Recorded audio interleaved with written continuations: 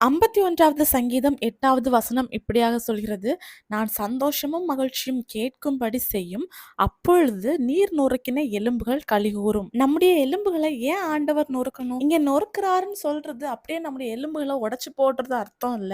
நம்முடைய சரீரத்துல ஒரு எலும்பு உடைஞ்சு போச்சுன்னா அது எவ்வளவு பெரிய வலியை உருவாக்கும் இல்லையா? அதே மாதிரி நம்ம வாழ்க்கையில நம்ம செய்யற பாவத்தை நிமித்தம் ஆண்டவர் நம்மளை தண்டிக்கிறாரு. அது சில வலிகளை உருவாக்கும். எப்படி ஒரு எலும்பு நொறுங்குனா நமக்கு வலிய உருவாக்குமோ, அதே மாதிரி ஆண்டவர் தண்டிக்கும் போதும் நமக்கு வலிக்கும். நம்முடைய ஆண்டவர் அன்பான தேவன் தான். ஆனா, சில நேரங்கள்ல ஆண்டவர் எரிச்சலுள்ள தேவனாகவும் காணப்படுறாரு.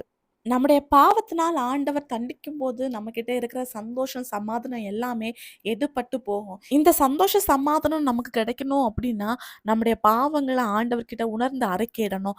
அறிக்கையிடும்போது தான் ஆண்டவர் நமக்கு மன்னிப்பு தருவாரு. அது மட்டும் இல்ல, அவர்கிட்ட இருந்து இரக்கமும், கிருபையும் கிடைக்கும். இந்த 51வது சங்கீதத்த தாவீது எழுதும்போது, தன்னுடைய பாவ மன்னிப்பிற்காக எழுதுறாரு.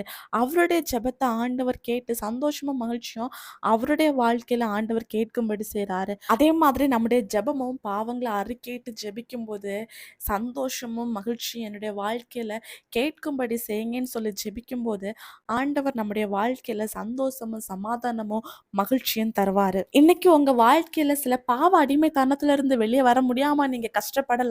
ஏசப்பா கிட்ட ஒரு குழந்தைய மாதிரி போய் சொல்லுங்க. ஏசப்பா இதுலருந்து எனக்கு வெளிய வர உதவி செய்யுங்கன்னு நீங்க சொல்லும்போது, ஏசப்பா உங்களுக்கு விடுதலைய தருவாரு. அது மட்டும் இல்ல, உங்க வாழ்க்கையில சந்தோஷமும், மகிழ்ச்சியும் கேட்கும்படி ஆண்டவர் செய்வாரு.